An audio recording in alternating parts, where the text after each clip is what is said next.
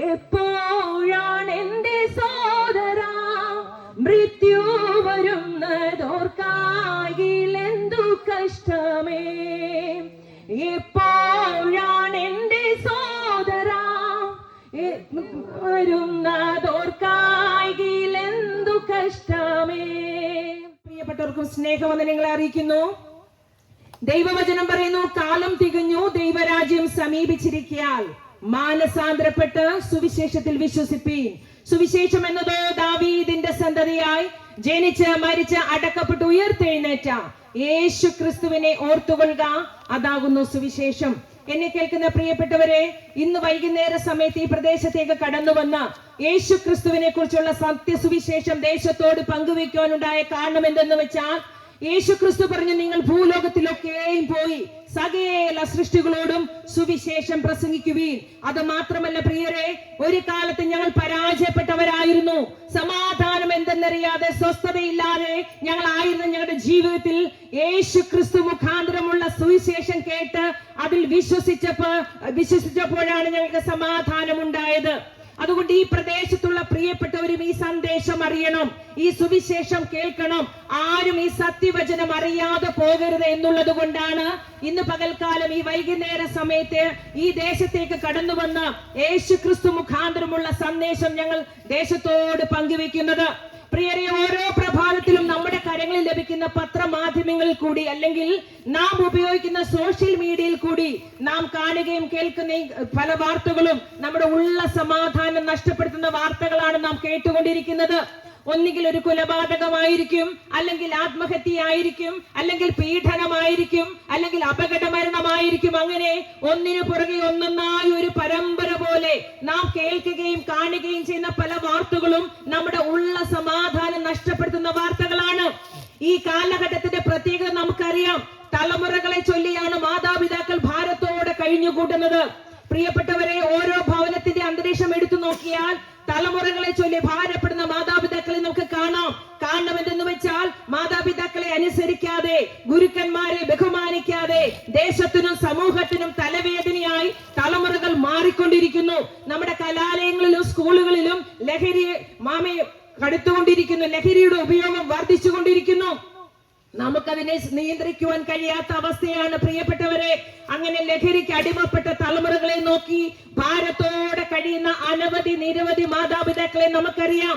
മുന്നമേ ദേവദാസൻ പറഞ്ഞതുപോലെ നമ്മുടെ കേരളത്തെ പറ്റി പറയുന്നത്, ഇത് സംസ്കാരത്തിന് കുറവില്ലാത്ത കേരളമാണ്. ദൈവത്തിന്റെ സ്വന്തം നാടെന്ന് നാം അഭിമാനിക്കുന്ന 100% സാക്ഷരതയുള്ള, സമ്പന്നതയുള്ള, സംസ്കാരമുള്ള നമ്മുടെ കൊച്ചു കേരളത്തിൽ നമ്മുടെ കണ്ണുകൾക്കും കാതുകൾക്കും വിശ്വസിക്കാൻ കഴിയാത്ത നിലവാരത്തിലുള്ള സംഭവങ്ങളാണ് നടന്നുകൊണ്ടിരിക്കുന്നത്.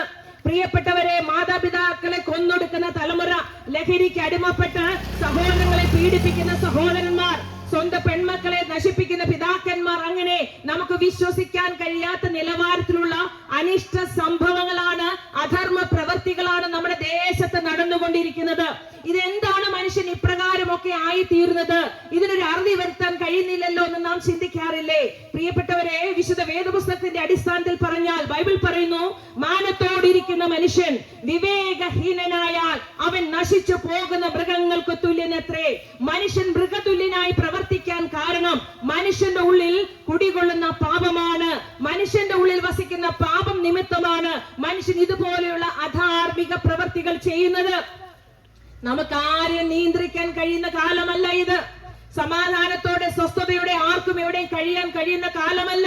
സുരക്ഷിതമായി ആർക്കും വസിക്കാൻ കഴിയുന്ന കാലത്തിലല്ല നാം ആയിരിക്കുന്നത്. എന്തിനേറെ പറയുന്നു, വൃദ്ധർക്ക് പോലും, വൃദ്ധയായ മാതാക്കൾക്ക് പോലും പകൽ സമയത്ത് പോലും പുറത്തിറങ്ങി നടക്കാൻ കഴിയാത്ത തരത്തിൽ നമ്മുടെ ദേശം അധംപതിച്ചു പോയി. മനുഷ്യരൊക്കെ അധർമ്മത്തിനായി പ്രവർത്തിച്ചു കൊണ്ടിരിക്കുന്നു. അങ്ങനെ ഇന്ന് പകൽക്കാലം ഞാൻ പറയട്ടെ, മനുഷ്യൻ ഇങ്ങനെ അധർമ്മമായി പ്രവർത്തിക്കാൻ കാരണം മനുഷ്യന്റെ ഉള്ളിൽ കുടികൊള്ളുന്ന പാപമാണ്. പാപം എന്ന ശക്തി അല്ലെങ്കിൽ ഇരുളിന്റെ ശക്തി മനുഷ്യനെ നിയന്ത്രിക്കുന്നത് മൂലമാണ് മനുഷ്യൻ ഇതുപോലെയുള്ള അധാർമിക പ്രവൃത്തികൾ ചെയ്യാൻ അവരെ പ്രേരിപ്പിക്കുന്ന ഘടകം. പ്രിയരെ, പാപം എന്ന് പറയാൽ എന്താണ് പാപം? മനുഷ്യരോട് ദൈവം കൽപ്പിച്ച കൽപ്പനകളെ ലംഘിച്ചതാണ് പാപം. ചെയ്യരുത് എന്ന് പറയുന്ന കാര്യം ചെയ്യുന്നതാണ് പാപം. അനുസരണക്കേടാണ് പാപം. എങ്ങനെയാണ് മനുഷ്യൻ പാപികളായി തീരുവാനിടയായി തീർന്നത്? പ്രിയരെ, ദൈവം തന്റെ സ്വരൂപത്തിലും സാദൃശ്യത്തിലും മനുഷ്യരെ സൃഷ്ടിച്ചു. ആണും പെണ്ണുമായി അവരെ സൃഷ്ടിച്ചു. നിങ്ങൾ സന്താന പുഷ്ടിയുള്ളവരായി പെറ്റുപെരുകി ഈ ഭൂമിയിൽ വാഴുവിൻ എന്ന് പറഞ്ഞ് ദൈവം അവർക്ക് പാർക്കുവാൻ മനോഹരമായ തോട്ടമുണ്ടാക്കി. തോട്ടത്തിൽ നിൽക്കുന്ന സകല വൃക്ഷങ്ങളുടെയും ഫലം തിന്നാമെന്നാൽ നന്മ തിന്മകളെ കുറിച്ചുള്ള അറിവിന്റെ വൃക്ഷത്തിന്റെ ഫലം നീ തിന്നരുത്, തിന്നുന്ന നാളിൽ നീ മരിക്കുമെന്ന് ദൈവം മനുഷ്യനോട് കൽപ്പിച്ചു. പ്രിയരെ, വിശുദ്ധ വേദപുസ്തകം പറയുന്നു, മനുഷ്യനെ അനുസരണക്കേടിലേക്ക് പിശാച് നയിച്ചു. അതായത് പിശാച് അവരെ ഉപായത്താൽ ചതിച്ചു എന്ന് വിശുദ്ധ വേദപുസ്തകം പറയുന്നു. ദൈവത്തിന്റെ കൽപ്പന മനുഷ്യൻ തള്ളിക്കളഞ്ഞതോടുകൂടി മനുഷ്യൻ പാപികളായി തീരുവാനിടയായി തീർന്നു. അതേ സ്നേഹിതരെ, നമ്മുടെ ആയുസ്സിൽ നാം മനസ്സിലാക്കേണ്ട സത്യം ഇതാണ്, നാം എല്ലാവരും പാപത്തിലാണ് ജനിച്ചത്. അതേ സ്നേഹിതരെ, ബൈബിൾ പറയുന്നു ഒരു വ്യത്യാസവുമില്ല. എല്ലാവരും പാപം ചെയ്ത് ദൈവ തേജസ് ഇല്ലാത്തവരായി തീർന്നു. അതെ, നാം പാപത്തിൽ ജനിച്ചത് മൂലമാണ് ഇതുപോലെ മനുഷ്യൻ പാപത്തിൽ ജനിച്ചത് മൂലമാണ് ഇതുപോലെയുള്ള അധാർമിക പ്രവൃത്തികൾ അവൻ ചെയ്യുവാൻ കാരണം.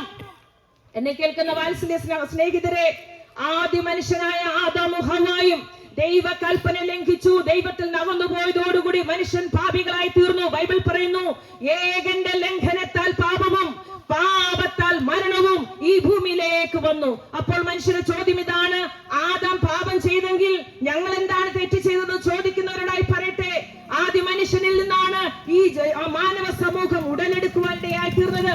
ശാസ്ത്രം നമ്മെ പഠിപ്പിക്കുന്നു, കുരങ്ങു പരിണമിച്ചു മനുഷ്യൻ ഉണ്ടായെന്ന് ശാസ്ത്രം പഠിപ്പിക്കുമ്പോൾ വിശുദ്ധ വേദപുസ്തകം പറയുന്നു, ഭൂതലത്തിൽ എങ്ങും കുടിയിരിക്കേണ്ടതിന് അവൻ ഒരുത്തനിൽ നിന്ന് മനുഷ്യജാതിയൊക്കെ ഉളവാക്കി അവരുടെ നിവാസത്തിന് അവൻ അതിരുകളും കാലങ്ങളും നിശ്ചയിച്ചു.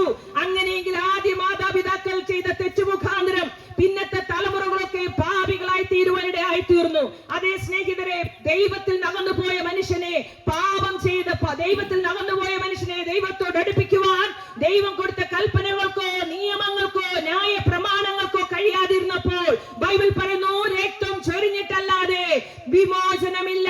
ആട്ടുകൊറ്റന്മാരുടെയും പശുക്കിടാങ്ങളുടെ രക്തത്തിന് പാപ പരിഹാരം വരുത്തുവാൻ കഴിയാതിരുന്നപ്പോൾ എന്നെ കേൾക്കുന്ന പ്രിയപ്പെട്ടവരെ, ഇന്നേക്ക് 2025 വർഷങ്ങൾക്ക് മുമ്പ് ബൈബിൾ പറയുന്നു, താൻ ദൈവരൂപത്തിലിരിക്കെ ദൈവത്തോടുള്ള സമത്വം മുറുകെ പിടിച്ചുകൊള്ളണമെന്ന് വിചാരിക്കാതെ ദാസരൂപമെടുത്ത് വേഷത്തിൽ മനുഷ്യനായി തന്നെത്താൻ താഴ്ത്തി ക്രൂശിലെ മരണത്തോളം അനുസരണമുള്ളവനായി യേശു ക്രിസ്തു ഈ താണഭൂമിയിലേക്ക് ഇറങ്ങി വന്നു.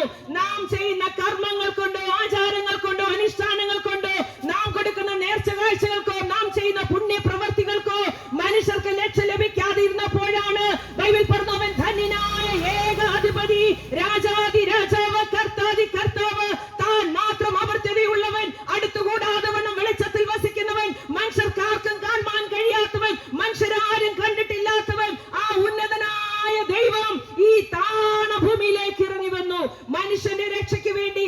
അതേ പ്രിയപ്പെട്ടവരെ, വിശുദ്ധ വേദപുസ്തകം പറയുന്നു, ക്രിസ്തുവേശു പാപികളെ രക്ഷിപ്പാൻ ഈ ഭൂമിയിൽ വന്നു എന്നുള്ളത് വിശ്വാസ്യവും എല്ലാവരും അംഗീകരിപ്പാൻ തക്കവണ്ണം യോഗ്യമായ വചനം തന്നെ. അതേ സ്നേഹിതരെ, നാം ചെയ്ത പാപങ്ങൾക്ക് പരിഹാരം വരുത്തുവാൻ, അല്ലെങ്കിൽ നമ്മളിൽ ഉടലെടുത്തിരിക്കുന്ന പാപത്തിൽ നമ്മെ വിടുവിപ്പാൻ കഴിയുന്ന ഒരേ ഒരു വ്യക്തിക്ക് കർത്താവായ യേശു ക്രിസ്തു മാത്രമാണ്. അതുകൊണ്ട് നാം അറിയേണ്ട സന്ദേശം ഇത് തന്നെയാണ്. നാം എന്തൊക്കെ പുണ്യപ്രവർത്തികൾ ചെയ്തതുകൊണ്ടും നാം എന്തൊക്കെ കർമ്മമാർഗങ്ങൾ ചെയ്തതുകൊണ്ടൊന്നും മനുഷ്യന് രക്ഷ ലഭിക്കുന്നില്ല. ബൈബിൾ പറയുന്നു, കർത്താവായ യേശു ക്രിസ്തുവിൽ വിശ്വസിക്കുക, എന്നാൽ നീയും നിന്റെ കുടുംബവും രക്ഷ പ്രാപിക്കും. അതേ സ്നേഹിതരെ, മനുഷ്യന്റെ രക്ഷയ്ക്കായി ഭൂമിയിലേക്ക് ഇറങ്ങി വന്ന ഏക സത്യ നിത്യ ദൈവമായ യേശുവിനെ രക്ഷകനും കർത്താവുമായി അംഗീകരിക്കുക എന്നുള്ളതാണ് നമ്മുടെ ഹല്ലേലൂയ ദൈവം നമ്മെ കുറിച്ച് ആഗ്രഹിക്കുന്നത്. അതുകൊണ്ട് ഇന്ന് പകൽക്കാലം എന്നെ കേൾക്കുന്ന പ്രിയപ്പെട്ടവരെ, ഈ സകല മനുഷ്യരും ഈ സന്ദേശം കേൾക്കണം. അതുകൊണ്ടാണ് സുവിശേഷ സന്ദേശമായി ഞങ്ങൾ ദേശത്തേക്ക് കടന്നു വന്നിരിക്കുന്നത്. എന്നെ കേൾക്കുന്ന പ്രിയപ്പെട്ടവരെ, ചില നാളുകൾക്ക് മുമ്പ് നാം കേട്ട വാർത്ത ഇതല്ലേ? മതത്തിന്റെയും ജാതിയുടെയും പേരിൽ മനുഷ്യനെ കൊന്നൊടുക്കിയ വാർത്ത നാം കേട്ടു. സുവിശേഷം എന്ന് പറഞ്ഞാൽ അത് നല്ല വാർത്തയാണ്, അത് രക്ഷയുടെ സന്ദേശമാണ്, സ്നേഹത്തിന്റെ സന്ദേശമാണ്, സാഹോദര്യത്തിന്റെ സന്ദേശമാണ്, സമാധാനത്തിന്റെ സന്ദേശമാണ്.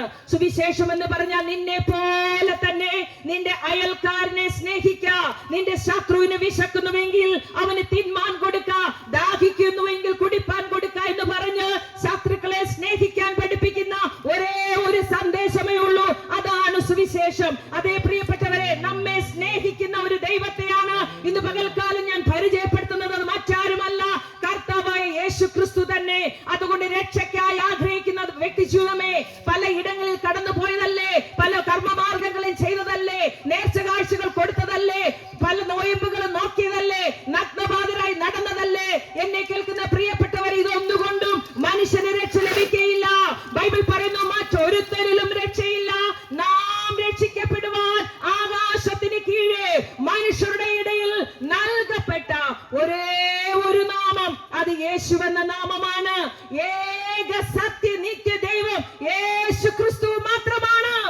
മനുഷ്യൻ മരിച്ചു കഴിഞ്ഞാൽ ഒരു നിത്യശാന്തി വേണമെന്ന് ആഗ്രഹിക്കാത്ത ആരും തന്നെ ഇല്ല. അങ്ങനെയാണെങ്കിൽ കേവലം ഈ ഭൂമിയിലെ പാപ്പ് 70, 80, 90 വയസ്സൊക്കെ കഴിഞ്ഞ് നാം ഈ ലോകം വിട്ടുപോകുമ്പോൾ ഒരു കാര്യം ഉറപ്പാണ്, നമ്മുടെ ആത്മാവ് എവിടെ നിന്ന് തന്നുവോ അവിടത്തേക്ക് മടങ്ങിപ്പോകുന്നു എന്നുള്ള ഒരു വസ്തുത നമ്മൾ തിരിച്ചറിയാതെ പോകരുത്. അതേ പ്രിയരെ, ഈ ശരീരം മണ്ണിൽ നിന്ന് എടുത്തത് കൊണ്ട് ഈ ശരീരം മണ്ണിലേക്ക് മടങ്ങിച്ചേരുന്നു. എന്നാൽ ഈ മണ്ണാകുന്ന ശരീരത്തിന് മേൽ ആവസിക്കുന്ന ഒരു ആത്മാവുണ്ട്. അത് മനുഷ്യന്റെ സ്വന്തമല്ല, ഈ ലോകത്തിന്റെ ദാനമല്ല. അത് സൃഷ്ടാവായ ദൈവം വിണ്ണിൽ നിന്ന് തന്നതാണ് ആ ആത്മാവെന്ന് പറയുന്നത്. വിണ്ണിൽ നിന്ന് തന്ന ആത്മാവും മണ്ണിൽ നിന്നെടുത്ത ഈ ശരീരവും തമ്മിൽ ഒന്നിച്ച് സമ്മേളിക്കുന്ന ഒരു വസ്തുതയാണ് മനുഷ്യന്റെ ജീവിതം അഥവാ മനുഷ്യ ജീവിതം എന്ന് പറയുന്നത്. അങ്ങനെയാണെങ്കിൽ മനുഷ്യ ജീവിതം ഇവിടം കൊണ്ട് അവസാനിക്കുമ്പോൾ മണ്ണിൽ നിന്നെടുത്ത മണ്ണായ ശരീരം അത് മണ്ണിലേക്ക് എറിയപ്പെടുകയും വിണ്ണിൽ നിന്ന് വന്നതായ ആത്മാവ് അത് വിണ്ണിലേക്ക് ഹൃദയവങ്കിലേക്ക് മടങ്ങിപ്പോവുകയും ചെയ്യുന്ന ഒരു യാഥാർത്ഥ്യമുണ്ട്. എന്നാൽ ഈ യാഥാർത്ഥ്യ തലത്തിന്റെ ഉള്ളിൽ ഇത്രയും കാലയളവിൽ ഈ ഭൂമിയിൽ ജീവിക്കുമ്പോൾ മനുഷ്യ ഒരു നാൾ ഓർക്കണം, നമ്മളെ മരണം മാറി വിളിക്കുമ്പോൾ ഉയരത്തിലേക്ക് മടങ്ങിപ്പോകുന്ന ഉടയവങ്കിലേക്ക് തിരികെ പോകുന്ന ആത്മാവ് അവൻ സൃഷ്ടാവായ ദൈവം ചോദിക്കുന്ന ചില ചോദ്യങ്ങളുണ്ട്. ഈ ഭൂമിയിലായിരുന്നപ്പോൾ നിന്റെ ആത്മാവിന് വേണ്ടി നിനക്ക് എന്ത് നേടാൻ കഴിഞ്ഞു എന്നുള്ള ഒരു ചോദ്യം ചോദിക്കുന്ന ദിനമുണ്ട്. ഞങ്ങളോട് പക്ഷെ നിങ്ങൾ ചോദിക്കാം, എന്താ ഇത്ര വലിയ ഉറപ്പ്? മനുഷ്യൻ മരിച്ചു കഴിഞ്ഞാൽ ചോദ്യങ്ങൾ ഉണ്ടാകുമെന്ന് എന്താ ഉറപ്പെന്ന് ചോദിച്ചാൽ ഒരു കാര്യം വ്യക്തമാണ്, നാം വില കൊടുത്ത് വാങ്ങിക്കുന്ന വസ്തുവിൽ, നാം പണം മുടക്കി നിർമ്മിക്കുന്ന ഒരു കെട്ടിടത്തിൽ നാം ഈ ഭൂമിയിൽ പാർക്കണമെങ്കിൽ വർഷാവർഷം അതിന് നികുതി അടയ്ക്കണം, അതിന് കരമടയ്ക്കണം, അതിന് പണച്ചെലവുണ്ട്. ഇത് എന്റെ സ്വന്തമെന്ന് ആർക്കും പറഞ്ഞ് അവകാശപ്പെട്ട് എന്തും നേടിയെടുക്കാൻ കഴിയുകയില്ല. അങ്ങനെയാണെങ്കിൽ ഈ ഭൂമിയിൽ നമ്മുടെ ആരുടെയും അനുവാദമില്ലാതെ ആഗ്രഹമില്ലാതെ ഈശ്വരൻ നമ്മെ പടച്ചു നിർത്തിയെങ്കിൽ പടച്ച സൃഷ്ടാവായ ദൈവത്തിന് ഒരു നിശ്ചയമുണ്ട്. ഈ ഭൂമിയിൽ ജീവിച്ചതിന്റെ ഒക്കെ കണക്ക് തീർക്കുന്ന ഒരു ദിവസമുണ്ട്.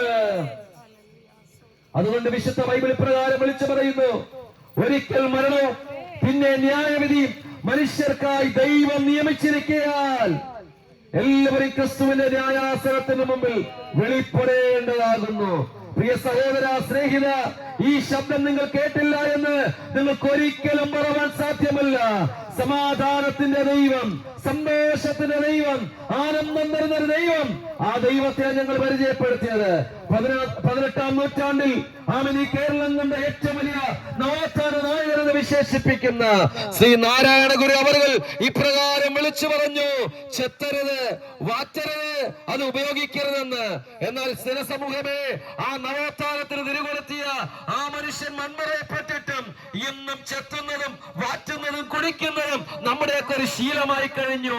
എന്ത് പ്രിയരെ, മദ്യം മനുഷ്യരെ കാർന്നു നിന്നുകൊണ്ടിരിക്കുമ്പോൾ പ്രളയത്തിൽ മുങ്ങി മരിച്ചതിനേക്കാൾ അനേകായിരം ആളുകൾ മദ്യത്തിൽ മുങ്ങി മരിക്കുമ്പോൾ ഇന്നത്തെ ഗവൺമെന്റ് സമ്പ്രദായങ്ങൾക്ക് അതിന് താൽക്കാലികമായ ഒരു ശമനം പോലും വരുത്താൻ കഴിയാതിരിക്കുമ്പോൾ ഞങ്ങൾ പ്രസംഗിക്കുന്ന ഈ സുവിശേഷത്തിന്, ഈ വാക്കുകൾക്ക് നിങ്ങളുടെ മദ്യപാന ആസക്തിയിൽ നിന്ന് നിങ്ങളെ മടക്കി വരുത്താൻ ഞങ്ങൾക്ക് കഴിയും.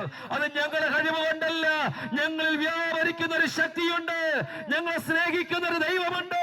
അത് സൃഷ്ടാവായ ദൈവമായ യേശുവാണ്.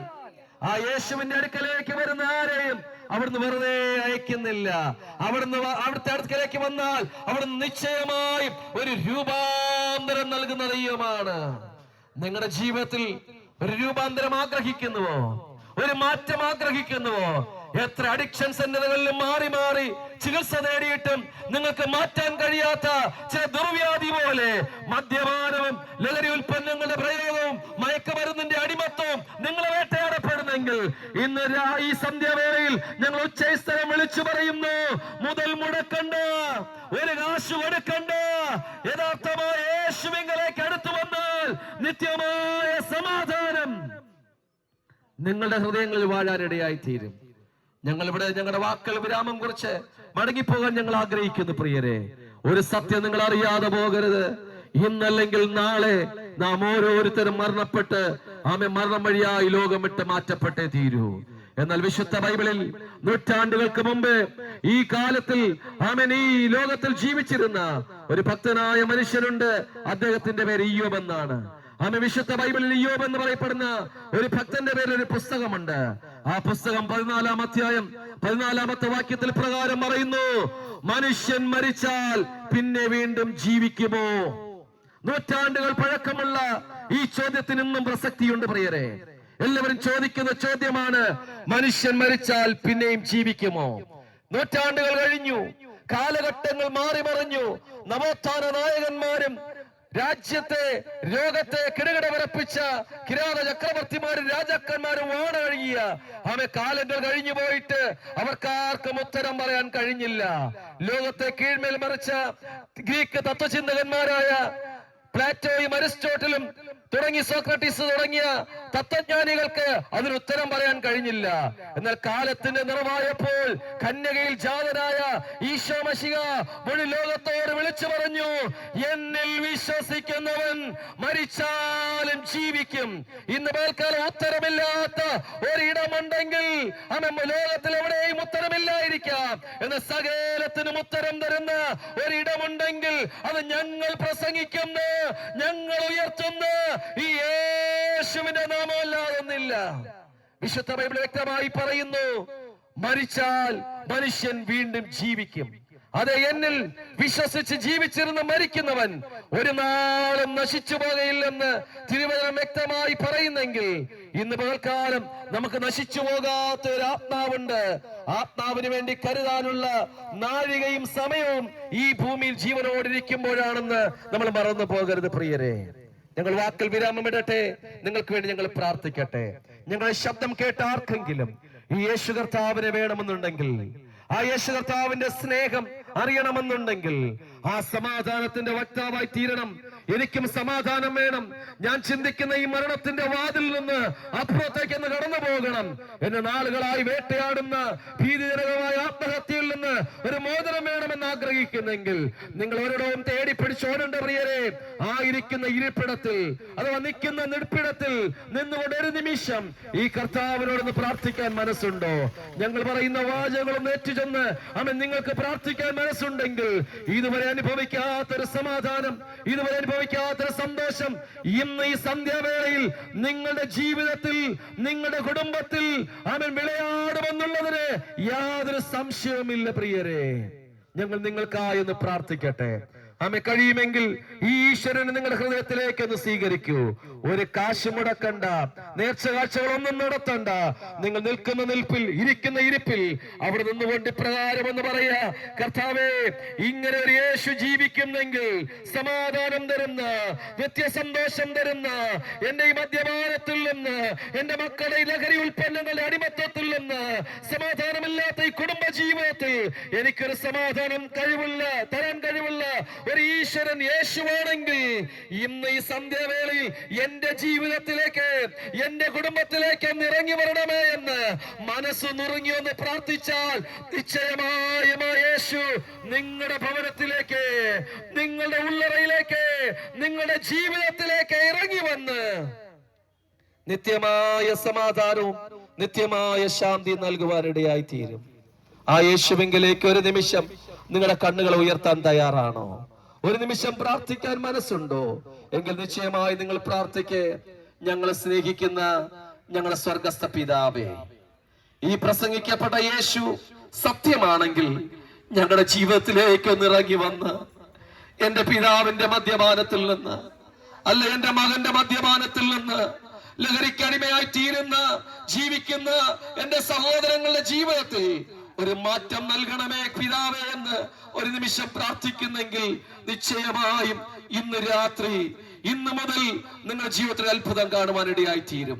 ഞങ്ങൾ നിങ്ങൾക്കായി പ്രാർത്ഥിക്കട്ടെ. പ്രിയനോടു ചേരും വിശ്രമിച്ചിടും, എന്നും വിശ്രമിച്ചിടും. അല്പകാലം മാത്രം ഈ ഭൂമിയിലെ വാസം പുരമണന്റെ നിത്യമവിട്, എന്റെ നിത്യമവിട്. നാട് വിട്ടു കൂടു വിട്ടു താമരയെ കൂട്ടി